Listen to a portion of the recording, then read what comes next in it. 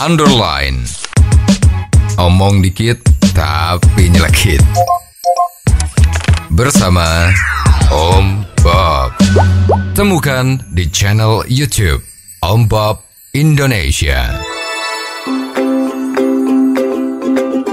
Om Bob, mahasiswi Undip ditemukan bunuh diri diduga karena adanya tekanan dari seniornya. Bagaimana Om Bob menggarisbawahi masalah ini? Ya, ini kan sebelum sekarang ini kan juga sudah banyak isu dari dulu ya. Betul. Bahwa seorang peserta pendidikan spesialis dokter itu kerjanya setengah mati. Nah, ini sekarang yang kejadian ini yang bunuh diri. Itu kan dia adalah peserta didik untuk dokter spesialis bagian anestesi. Betul. Dan ini dilakukan di Undip ya. Katanya Undip tuh lulusan-lulusan spesialis untuk anestesi paling bagus ya. Nah, maka sang calon dokter spesialis ini yang dikirim dengan biaya siswa oleh rumah sakit dari Tegal itu ternyata nggak kuat. Ya, pada saat ditemukan di indekosnya itu meninggal, itu baru ketahuan 1-2 hari setelah meninggal ya. Nah, itu setelah diperiksa itu ternyata nggak ada lukanya, hanya ada bekas jarum suntik di lengannya. Nah, diduga ini dia bunuh diri pakai suntikan bius anestesi tadi itu. Ya, dan kalau mau bunuh diri itu kan kelihatannya pakai suntikan anestesi itu kan lebih cepat ya. Karena tidur atau overdosis tidur tiba-tiba bablas. Kalau bunuh diri yang modelnya loncat dari loteng bangunan lantai 5 barang itu kan sakit. Kalau ini enggak. Jadi mungkin dia udah ngerti jadi bunuh dirinya melalui jalan seperti itu. Nah, sekarang kan diusut. Ya, diusut-usut tuh kenapa gitu lah. Konon itu ada surat atau WA ke dalam grupnya itu yang mengatakan bahwa dia nggak tahan dengan senior yang sudah memperlakukan dia sedemikian rupa, istilahnya itu bullying ya, bully itu, sehingga dia nggak kuat. Nah, karena kalau kita kembali mau lihat apa yang terjadi sesungguhnya itu memang katanya ya, ini nggak ngerti betul atau tidak ya, katanya itu di dalam departemen anestesi tadi itu ada yang namanya itu pasal-pasal anestesi. Ya, kalau ada calon spesialis yang masuk ikut didik dokter spesialis itu ada yang semacam peraturannya ya, peraturan yang harus dilakukan di sana, yaitu pasal 1 itu mengatakan kalau senior itu selalu benar. Ya, karena dia kan lagi dididik oleh seniornya. Bila senior salah, kembali ke pasal 1. Ya, jadi tetap yang betul tuh seniornya, gitu ya. Terus untuk peserta didik itu hanya ada kata ya dan siap. Berikutnya lagi, yang enak hanya untuk senior. Ya, bila junior dikasih enak, tanya kenapa. Ya.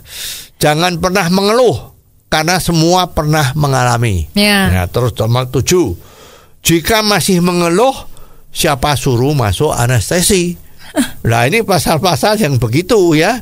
Terus larangannya di anestesi sudah bagus ini. Dilarang berkelahi, tidak boleh selingkuh, jangan ada narkoba, itu sudah benar ya.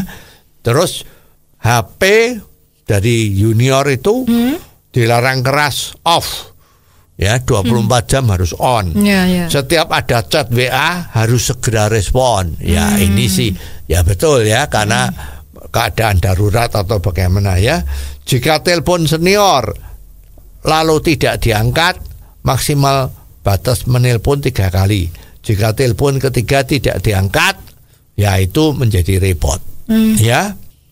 Nah, sekarang kalau kita melihat ini kan ya seru kan ya. Kalau memang ini betul-betul ada loh ya, itu jadi seru. Ya, jadi katanya ini kan menurut kenapa harus seperti itu ya.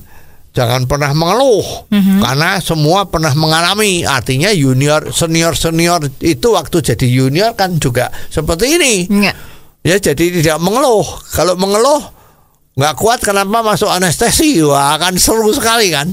Nah, ini jadi ingat kemarin waktu ada terjadi koruptor di lembaga KPK itu, ya, yang dimana para terpidana itu diminta duit untuk dipakai, ya, artinya jual pulsa telepon, ya, mau beli makanan dibeliin tuh semua pakai duit, ya. Kalau nggak pakai duit kan dihukum, ya di sana, ya kan.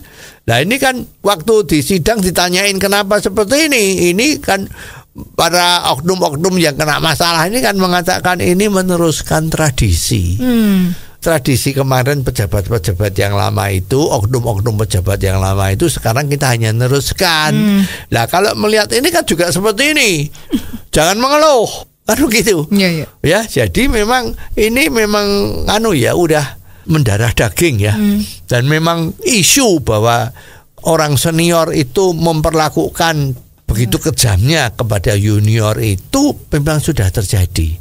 Ya, apalagi kalau di jurusan-jurusan yang mayor, ya, misalnya kebidanan, ya, terus bedah, ya, itu lebih berat, ya, karena itu kalau ada keluhan-keluhan itu bahwa dia harus kerjanya itu dari pagi jam 6 sampai malam jam 12. Istirahatnya hanya 6 jam. Ya, kalau lagi piket ya 24 jam. Jadi ini memberatkan. Belum nanti kalau seniornya meminta sesuatu, nah, dia harus bagaimana? Ya, jadi pokoknya ini memang situasi junior itu terlalu diperlakukan kejam oleh seniornya. Nah ini kan memang nggak boleh. Ya, makanya ini dilakukan penyelidikan, walaupun kemarin itu sudah ada preventif dari Menteri Kesehatan, ya, bahwa dokter-dokter spesialis itu pendidikannya nanti akan langsung ke rumah sakit. Tidak lagi di lembaga pendidikannya, ya, jadi langsung di rumah sakit dan dia digaji. Kalau sekarang ini kan nggak digaji, malah harus bayar. Ya lah, kalau besok aturan baru tadi itu dokter spesialis langsung belajarnya di rumah sakit, malah dia digaji karena tenaga dia akan membantu rumah sakit itu. Nah, tapi sekarang ada kejadian seperti ini, ada yang bunuh diri. Nah, mudah-mudahan ini menjadi martil, ya, berkorban agar supaya situasi seperti ini jangan terjadi lagi. Ya, jadi yang meninggal bunuh diri tadi itu ya sebetulnya bisa dijadikan pahlawan, ya, pahlawan untuk sistem pendidikan di Indonesia, dokter spesialis, untuk menjadi normal, jangan menjadi hal-hal yang isunya jelek seperti ini. Oh, jadi begitu ya Om Bob. Jelas deh sekarang. Terima kasih Om Bob untuk waktunya. Sampai ketemu lagi di waktu yang akan datang. Underline. Omong dikit tapi nyelekit. Bersama Om Bob. Jika Anda suka dengan channel ini, jangan lupa subscribe, like, dan komen.